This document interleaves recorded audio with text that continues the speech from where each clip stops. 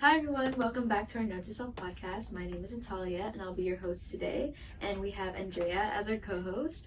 And today we are joined by a special guest, Melissa. She is one of our mental health interns for the health center and she's here to provide a little bit advice about the topic that we'll be talking about today.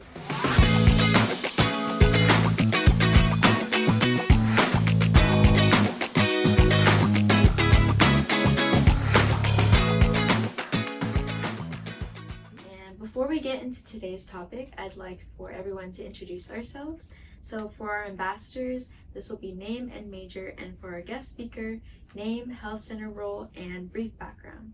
So I can introduce myself first. Hi, my name is Natalia, and I'm a business major. Hi everyone, my name is Andrea. I'm a psychology and biotech major. Hi everyone, I'm Melissa Alvarenga, and I am, as Natalia explained, a mental health intern here at Ohlone College Student Health Center. I am actually a student, a master's in social work student at Cal State East Bay, and so this is my practicum placement, and it's been such a joy to work with our lovely ambassadors. Yay! Thank you all for introducing yourselves. Now we're going to go into our check-in question. So this is just kind of a way for us to open up, kind of like a little icebreaker, and to get us talking, as well as being a little bit more vulnerable in this space. So our question for today is, what is one thing you are thankful for in your life? I know I said health earlier, because I'm kind of recovering from a cold, but I'm also grateful for my family, my siblings. I'm actually gonna see them this weekend, so it'll be nice. Yeah. Nice. I can also share like my answer. Definitely my family, because they'd be like a super important role for me during like my life journey when I was like small, and then they just like share all the love and support and also kindness to teach me how to navigate through the world. And also I think I'm grateful to have the ability to transform what they teach me to treating like people with love, like same way as I receive and then I give it out. I think for me, something I'm thankful for that I don't really take into account a lot of times is my mobility. So because the weather's been so nice as of lately, I've been going on so many nature walks and hikes, and I'm so glad that I do have the capacity to do that, because it's kind of like an outlet for me to just cope with stuff going on in my life. So when I go on walks, I just like clear my head, or sometimes on the opposite end, I like to think of stuff. Kind of relating to actually the topic that we'll be talking about today, crucial conversations. Sometimes when I'm going through like a hard time, or I need to have a crucial conversation with someone, I'll just go on a walk, and that's like my way to process everything going on. Yeah. So I'd like to transition into our topic, which is crucial conversations.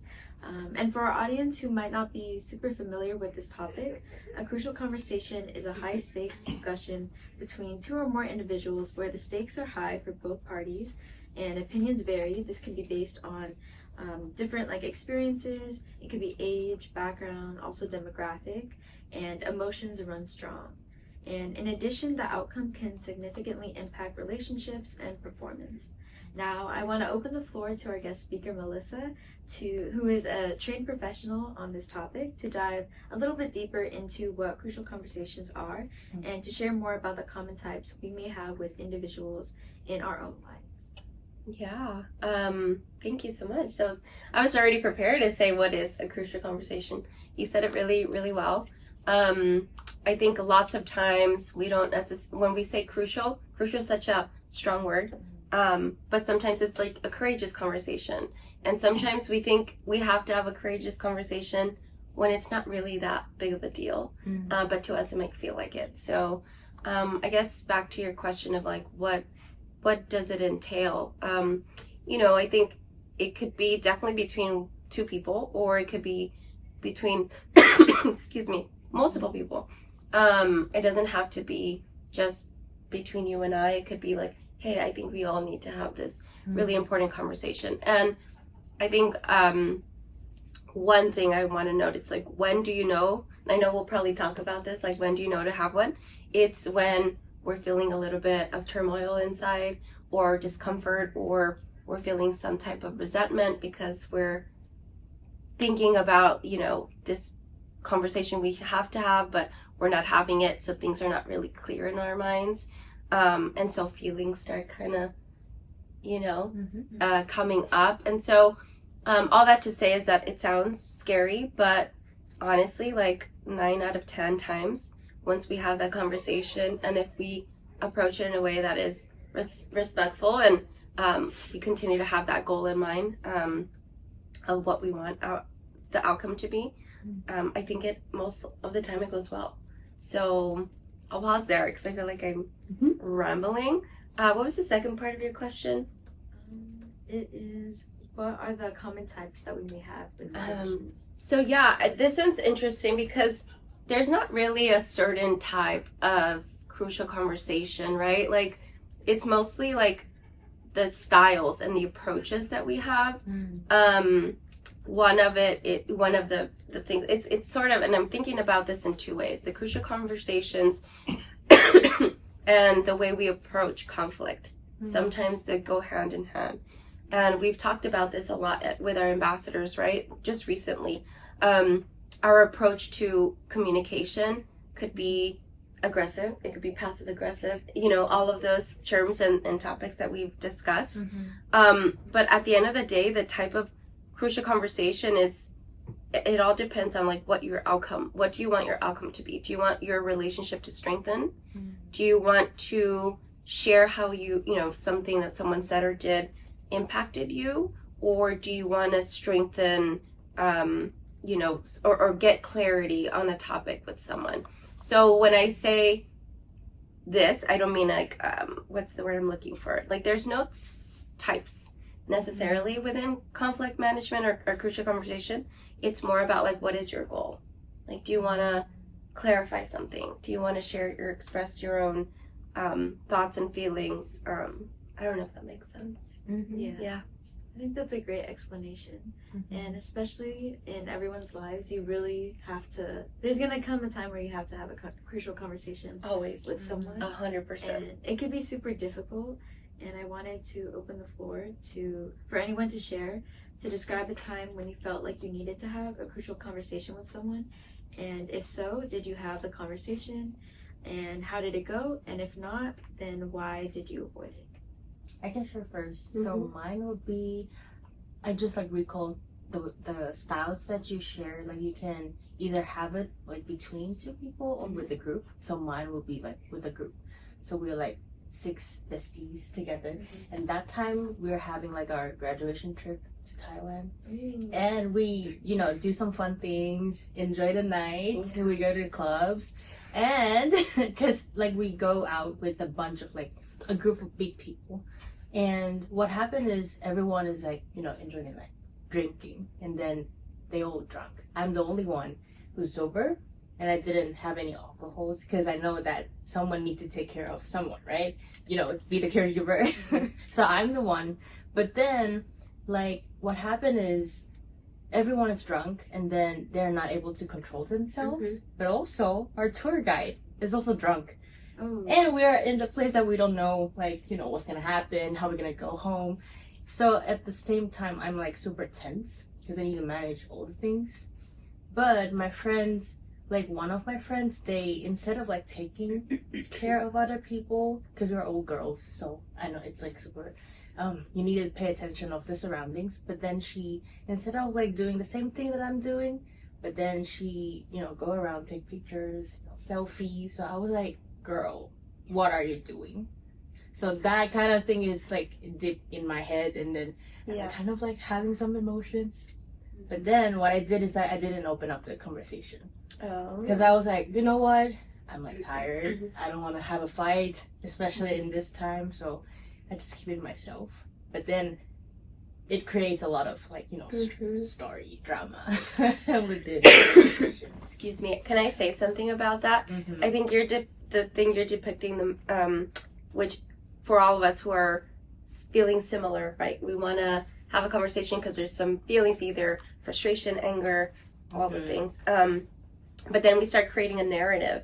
Like, maybe, I don't know if this is true for you, but you might be saying, this person doesn't care about the rest of us.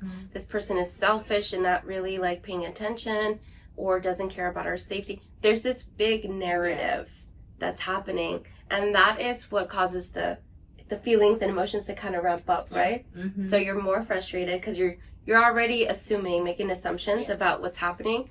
And this is why crucial conversations is so important, because you want to clarify.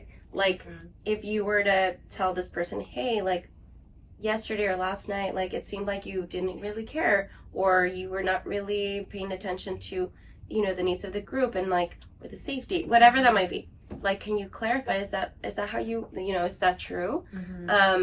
And maybe they're like, oh my God, no, like, I didn't even notice that, like, everyone was really drunk, and and maybe she'd explain herself, where you're like, oh, that negative narrative I was having with myself, like, is not really the reality. And oftentimes the negative narrative we have is not the facts. You know what I mean? Right. But thank you for sharing that. Yes. How about yours?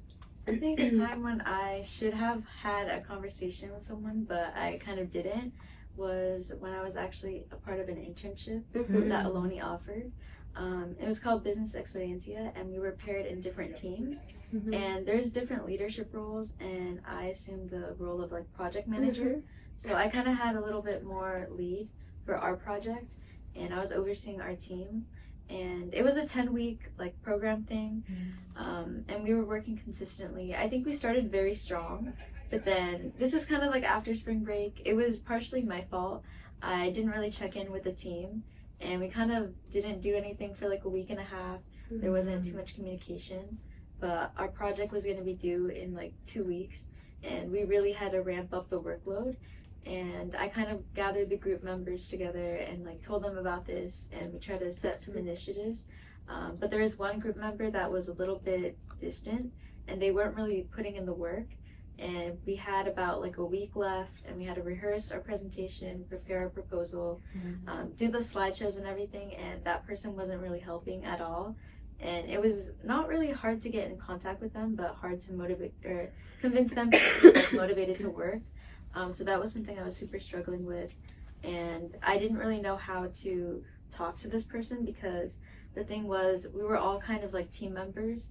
Even though I did have a little bit more of a lead, I think I was just having trouble setting boundaries and figuring out how to tell them that we need to get our work done and be a little bit more affirmative with the way I was talking to them.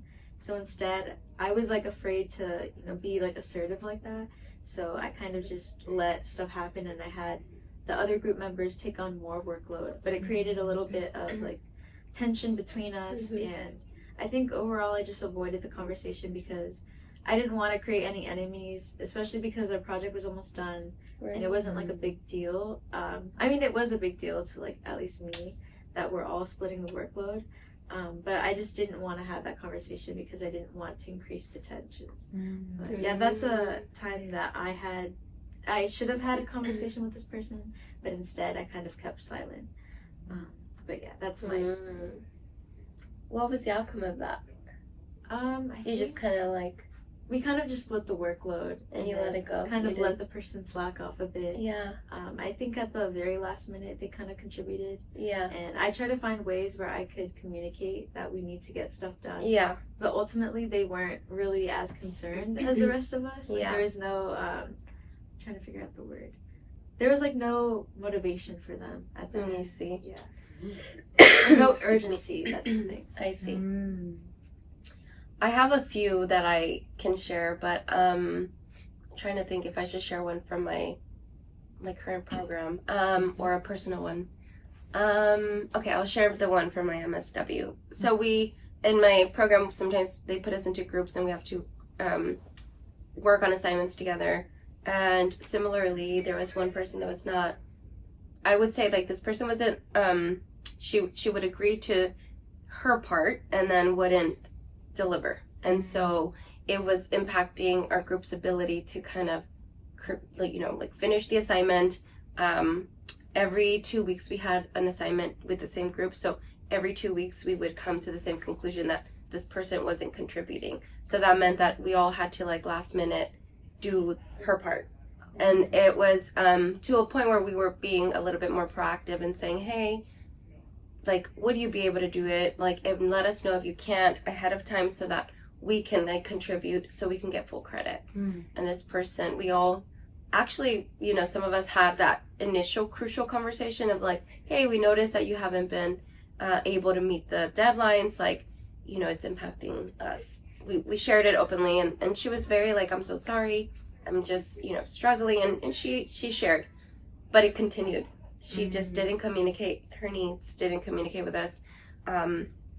That she wasn't able to, she would say, no, I got it, and I'm going to do it, and then wouldn't. And so it got to a point where we had to pull in the professor and have that conversation. And I think that, you know, there's a lot of things that happen in this conversation, but we actually did have the conversation, right? Where we expressed the impact, right? Like where we were coming from and the impact that, you know, her not delivering had on the team, but also like our disappointment of like, you know, we've extended our support and you know, continue to say no, and then you still weren't able to meet your expectations. So once we had that big discussion with the professor, things shifted and changed, and she was more communicative, and things just changed.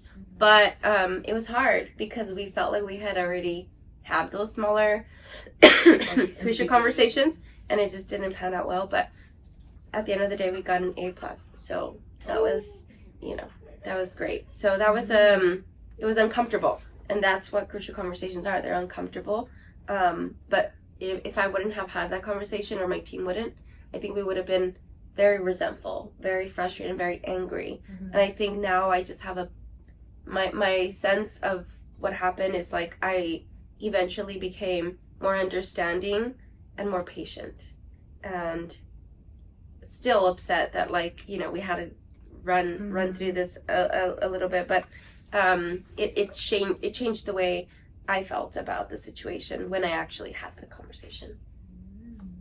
I have a question, like, following for the scenario that you shared. Like, how does it make you feel, like, within the whole process? Like, when you observing, like, things going to the way that you didn't expect it? Like, how does it, like, how do you interpret the situation?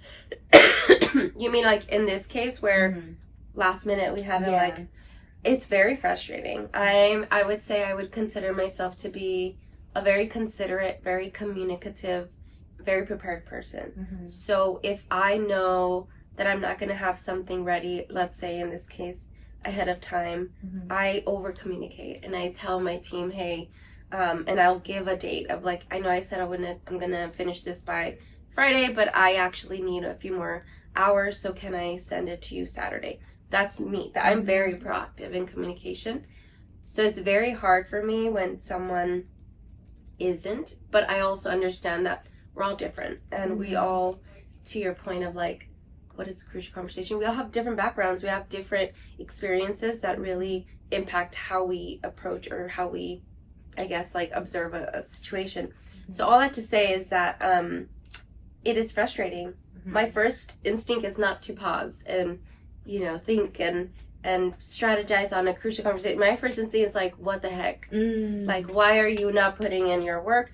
And, like, you know, also, like, if we're extending an olive branch or extending our help, you're not accepting it and you're still putting us in this situation. I'm really upset.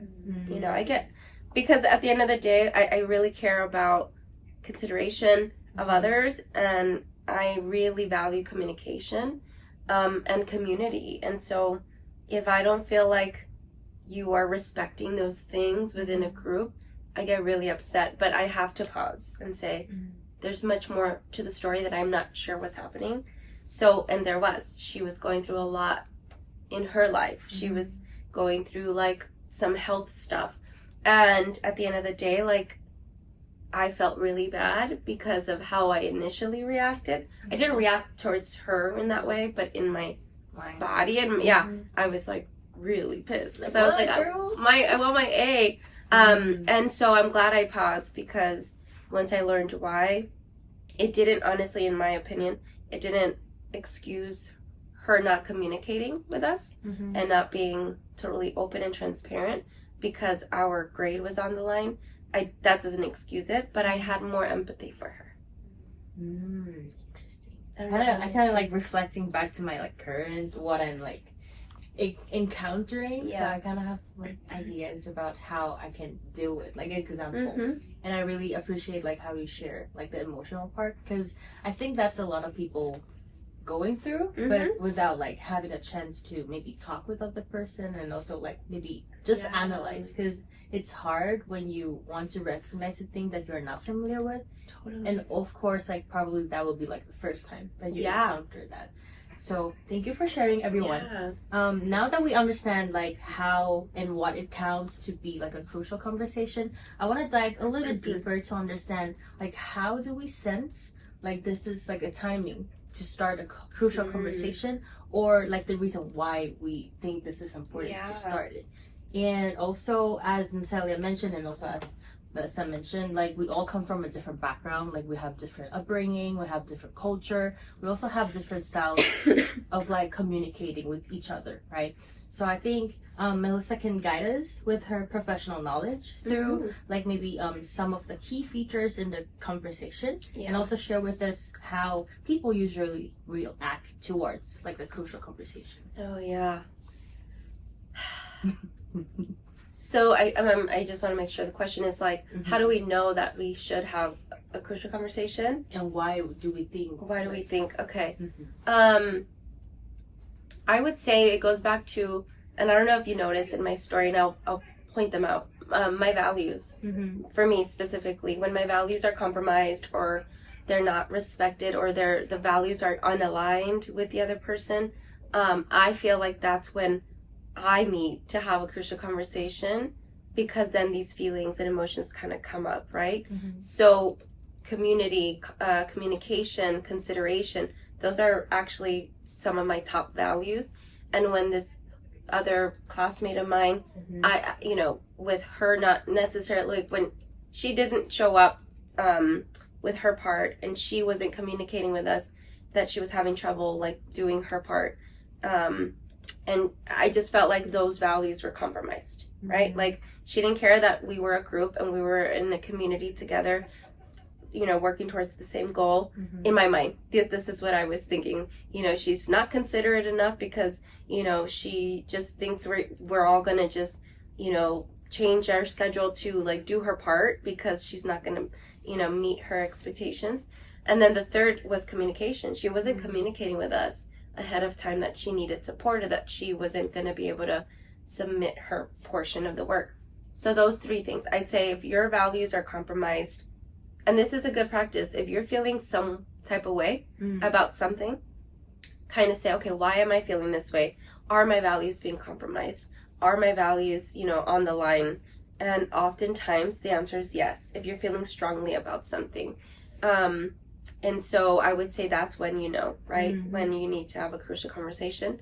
Or when you feel like something someone did or said has impacted you in a way that kind of puts a wrench in your relationship with that person, right? So, for instance, we're friends, we're walking down the street, I accidentally trip you. What the heck? Right? It's gonna sound like a silly example, but I'm like, I don't say sorry, I don't say, oh, that was an accident, and we keep going. And then let's say it happens again and again. Girl? And again, right? It's like, at some point you're gonna be like, this isn't, like, why aren't you at least acknowledging that? Even if it wasn't intentional, you're not acknowledging. So let's say that friendship, you're like, I don't trust Melissa anymore, I don't want to walk with her. That's when it's like, okay, maybe you should talk about it, right? And I'm saying this example because sometimes there's small things that happen in a relationship, and maybe the first 2 times you don't necessarily have to have a crucial conversation. When it becomes a pattern and it's impacting you in a negative way, I would say that's when you should probably lean in and say, okay, what is happening in my body? Why am I feeling this way? And what is the outcome that I want? The outcome is you don't want to fall anymore. Yes. And you want to have a nice time with me walking down the street towards whatever place we're going. And you value me as a friend. So I'd say that's enough for you to say, hey, Melissa, Can I you feel your noticed- feet? Yeah, I noticed that like in the last few, blogs, Mhm. I've been tripping like 5 times because your foot gets in my way. Mhm. Can you tell me more about like what's happening down there? Like. Anyway, Mhm. I hope that's helpful. Like, Mhm. so values, and also when you feel like a relationship is there's like something there that's causing you like to be uncertain or not wanting to be in a relationship with that person in the same way. Yeah, I want to add something. Yeah. Like when you're like sensing, I think in general situation that we all maybe like the emotion would be like a priority we notice. Yeah. But then also I think I want to shed the light of like if you encounter a situation when you're like physically unsafe or like Mhm. harmful, like someone did something to you is like directly Yeah. let you been into a situation that you might in danger. That's the time that you need to really speak up or you Right. know Or seek remove help. yourself. Because that's like directly impact your safetyness and also the way that how you will be able to move towards like well-being. So that's kind of like a little bit different, but also need your awareness about yourself and Yeah. your surroundings. That's a good point. There's 2 things I want to say about that Mm-hmm. because you mentioned emotions in the beginning. Mm-hmm. Just a reminder, emotions and feelings are not facts. Mhm. As much as we are like, oh, what do you mean? I'm feeling sad. That's a fact. Yes. Mm-hmm. But it's, a lot of times our feelings is just a way to warn us like something's happening. And then the thing that's happening are the facts, right? So Mm-hmm. we might feel sad about something that someone said. And then when we get clarity on that thing, we might be like, oh, I shouldn't have been sad. Mm-hmm. So anyway, just a reminder, emotions are not facts. So if you're feeling some type of way, try to dig in and see why you're feeling that way and then figure out what the facts are. And then second, if you are not feeling safe, I think emotionally, physically, mentally, even spiritually, I would say then like kind of pull back and figure out, okay, can I continue this conversation? Can I even have a crucial conversation with this person? If you are going to be physically or in any way, shape, or form unsafe, I'd say the answer is absolutely not. Do not put yourself in that space. Again, I think I'm going to go back. Like, we can control what we can approaching the conflict or the courageous conversation, or what do we call it? Crucial conversation. But at the end of the day, we can't control how the other person will approach it themselves, right? And so we need to be making sure that we are safe and that we're in a safe environment when we're going into this conversation. And we also need to be responsible on ensuring that the other person feels safe in our presence and in having the conversation with us. So if we're yelling and we're screaming, that's an absolute no. Like, you're not making it a safe space for that person and you to have that conversation. And it goes both ways. Yeah, that's important.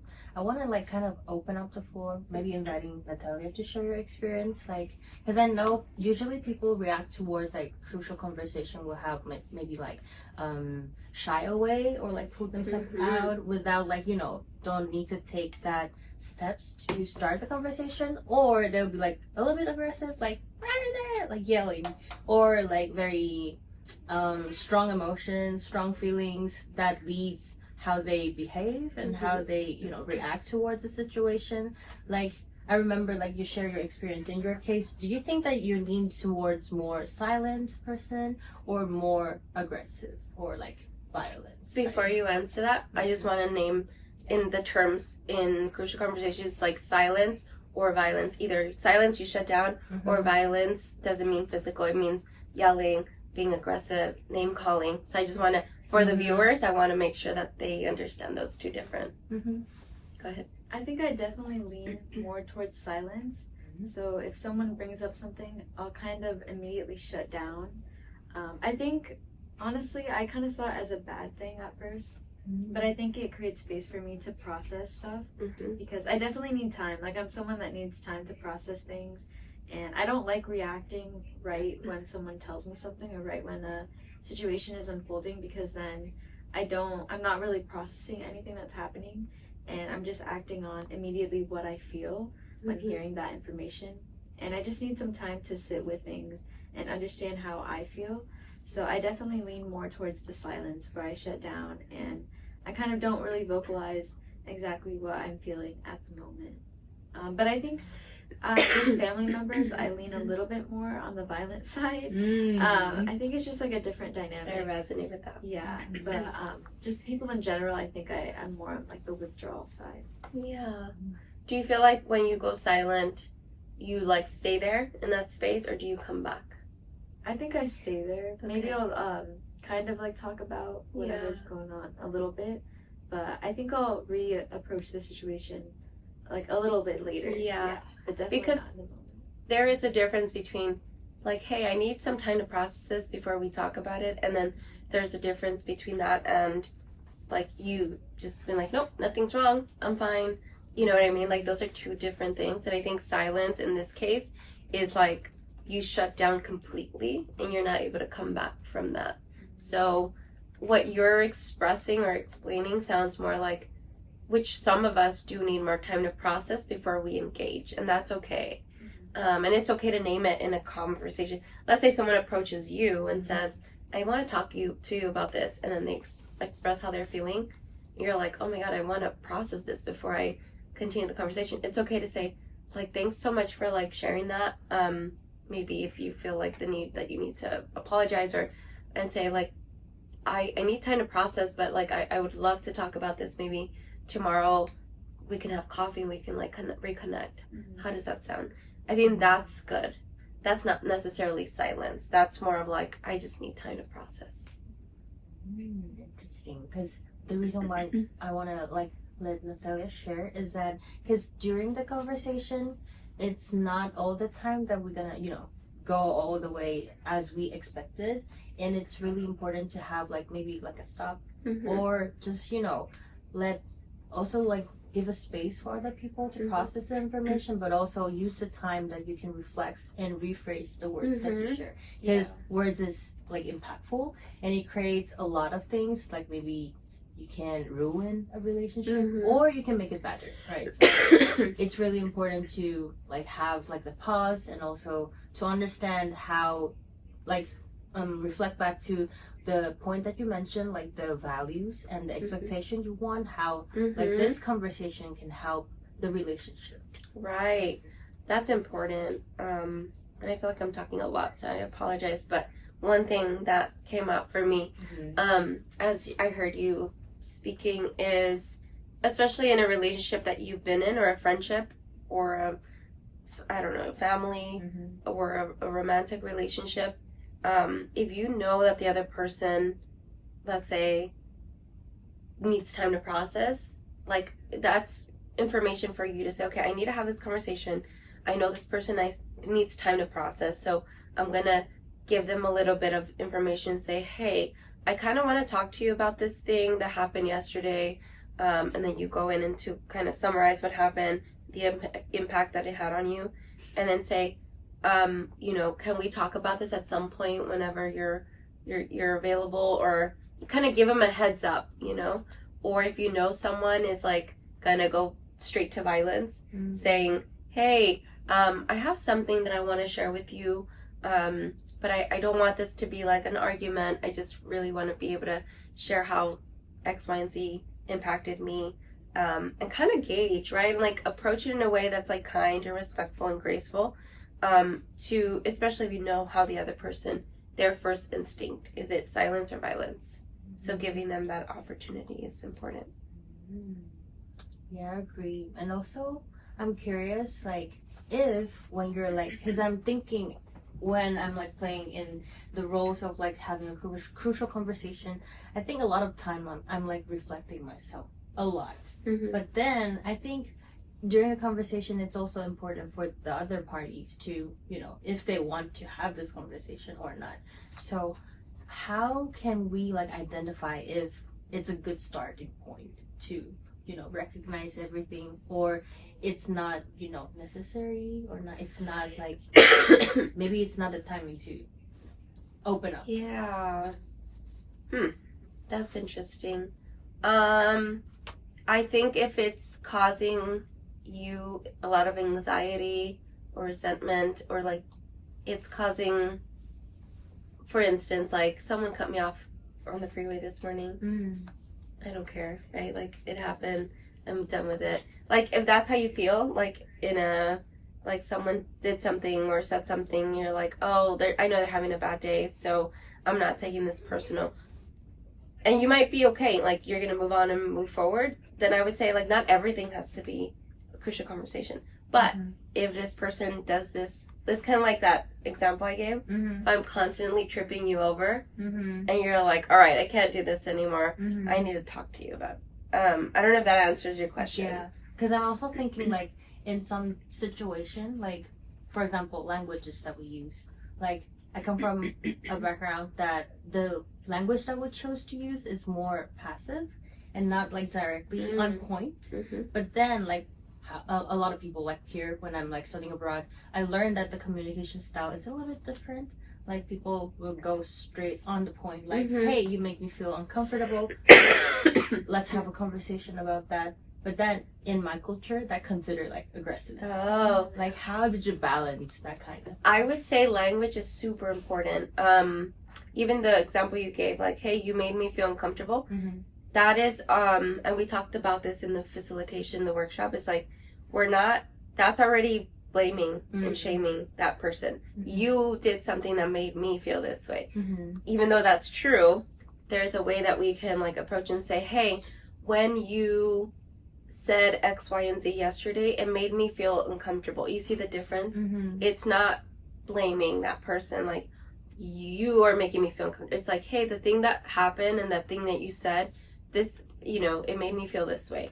I'd say, like, approaching it more with yours. I statements is what we call it, is super important. Like, when this happened, it made me, like, I felt this way. And that way you're focused on the thing that happened and not the person. Because then it might feel like an attack to that person.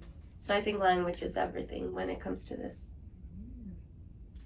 Yeah, I have a long way to learn, but still, like... Oh, we all do. Even though I talk about this a lot, sometimes I'm like, in the middle of a crucial conversation, I'm like, okay, what am I not doing in this conversation that could be helpful? I know oftentimes when we're having crucial conversations, sometimes especially if we're repeating the same conversation and we're bringing that topic up, it can get to a point where we feel like we need to maybe stop or also ask for help. So how would you know when to ask, like, a third party or someone else? This is a good example, and I'll give an example of my own personal life. My partner and I, we go to couples therapy as a proactive, like, measure, not because there's anything specifically wrong. And it's helpful because I don't know if this is too much to share, but I'll do it anyway. I'm divorced, he's divorced, so we've had experiences that kind of have shaped us now, and so we both agreed if we're gonna, like, combine our lives and move in, then we would do this, and we did. And so I would say, whenever I feel like, okay, we're not moving forward in this conversation, let's go and bring this to Thursday's session, and that's what we'll do. And we'll put a pin on it. We'll be like, hey, I don't think we're, like, understanding where each of us is coming from, or, maybe there's this miscommunication. So then we, like, that's when we can't move forward together, we'll be like, all right, I guess we're going to talk about it in couples therapy. I would say that's one example. If you feel like, the goal has been clarified, expectations have been met or set, and you still can't get through to each other, or you can't, let's say it's like, we're going to agree to disagree. Even that is, like, a solution to a conflict, right? But if you're like, no, I still feel strongly about this, and you're not understanding, or vice versa, that's when I think it's like, there's a lot of people out there that do mediation. I actually have a friend who does this professionally. She's not a therapist yet, but she's, like, a mediation coach. So that's, like, one way. Sometimes it is a therapy session. Sometimes it's, like, a couples therapy session. So I'd say, like, when you can't move forward and there's still a lot of feelings and resentment or whatever that big thing is, it might be, like, time. I was also wondering, for anyone that wants to share, how do you personally decide when to distance yourself from someone and or eventually just end up cutting them off if you feel like things will never get resolved? I think I play a lot of drama, like a lot of like scenarios in my head first. Like I would be like interpreting, like the example we have, like tripping. I was like, girl, is she like messing me, or like she I would never do that. Like if she have something that, you know, illness or whatever, like cause it.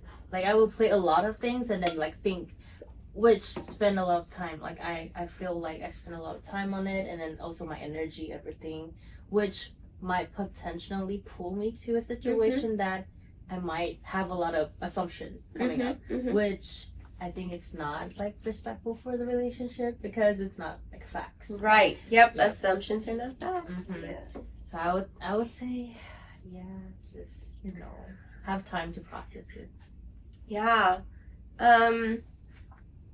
I would say that when it's time when you're like, all right, this is not gonna, either if you're okay with like that specific crucial conversation, if you're okay with like it's just never gonna get resolved, if you're okay with that, you can move forward in the relationship, great.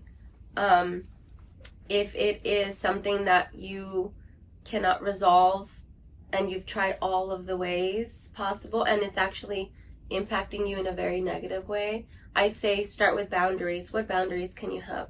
And I'll say this, like a lot of times family is a good example. Maybe if there's like a relationship that's maybe a little toxic or a little like not healthy. But you know, maybe it's a parent, maybe it's a sibling. So I think the first thing is like, can I put boundaries? You know, maybe I don't go visit home as much, or maybe I don't call this person as much. Maybe I avoid them at family parties, and I'm okay with that. Like I'm okay with not having too close of a relation with this person. I say boundaries, kind of like think about what those boundaries can look like to keep you safe, mentally, physically, and all those things. I'd say if it's like to a point where it's harming you, then that's probably a conversation that you might want to have with a professional, and I'd say a therapist or someone that can help you think through all of the things. Sometimes we do need help. We do need that help. I've done it plenty of times with my own therapist, and I'm going to plug for students who are at Ohlone.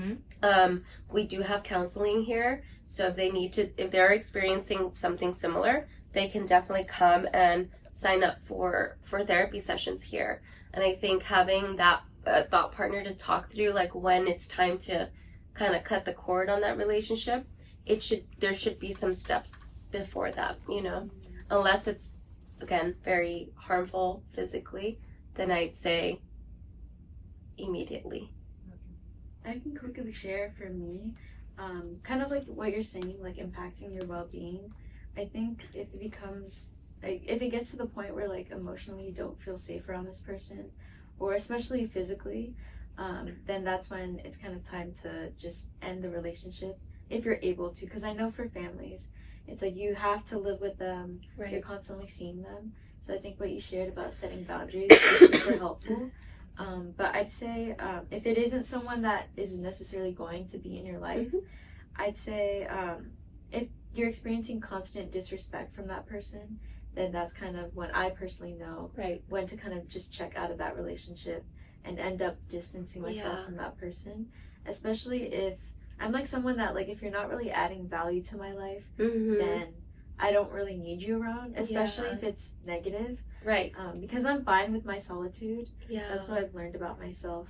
And if you aren't contributing or adding any value, then I don't exactly feel the need to like keep you around. Right. But if it is a relationship I value because I enjoy that person's company, then I will make the effort to try and have those crucial conversations so we can resolve the relationship. That's an excellent like summary of when you feel, I mean, that's, I think a lot of us can resonate with what you just said.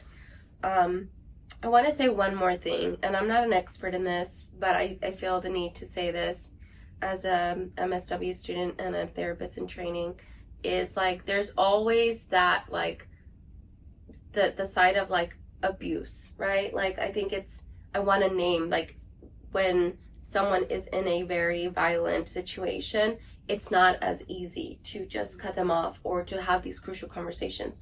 and I want to make sure that maybe we can work together on providing some resources for like folks who are going through maybe domestic violence or physical abuse, because what we probably shared here doesn't apply to those extreme situations, and I still want to make sure that we provide them with resources that they can use if they're listening to this. Definitely. I think, like you said, the situation is extremely different when it's like you're experiencing a violent situation.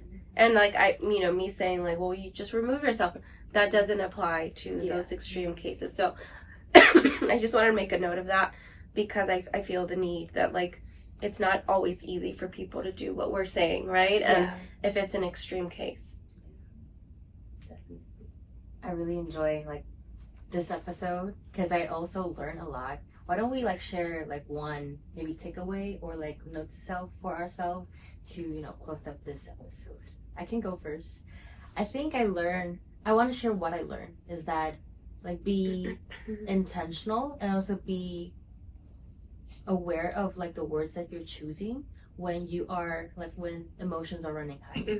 I think it's really important to have like the awareness of like how you approach to this situation will have like a long impact between like the persons and the party. So I think it's really important. And note to self would be use it as like a reminder for myself too, like in my future relationships or my current friends and families, like just be mindful of like how I approach things. Excuse me. I think your note to self is kind of similar to mine, and it relates to what Melissa shared about her situation with the peer that she was working with on the project. And something that I kind of have learned that I do is like kind of, I don't know how to say it, but not really considering what people are going through sometimes. I only take into account how it's affecting me or the people that I'm like working with. So I think what you shared about just realizing that other people are sometimes going through stuff that you may not consider is a good way to consider approaching the situation when having the crucial conversation. And I really like what you shared about community and how that's like one of your values, because I think I share that too. And I understand like now that not everyone has that ability to just check in with people, because I'm also very communicative and I'm always willing to like reach out and let people know if I'm going through something or if I don't have the capacity to do a certain task.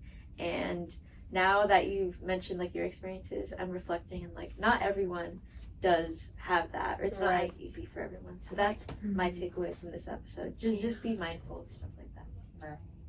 How about you? Me, note to self is probably a note to everyone. As someone who's taught this and facilitated this, even for me, sometimes these things are hard, when approaching a crucial conversation. And so my note to self is like giving myself grace in that evolution of growing and evolving into a person that can do all these things, right? It's like all these steps that we talked about, like you should do this and you can do this. We're not always going to be able to do it, and I know for sure I still have a lot of growing to do. So just a note to self is like giving myself grace, and sometimes I won't always approach a crucial conversation in the best way, even though I teach this. So we're all gonna learn through this and grow as a better version of ourselves. So thank you guys for Thank sharing, you. and thank you for listening, and we'll see you next time. Bye.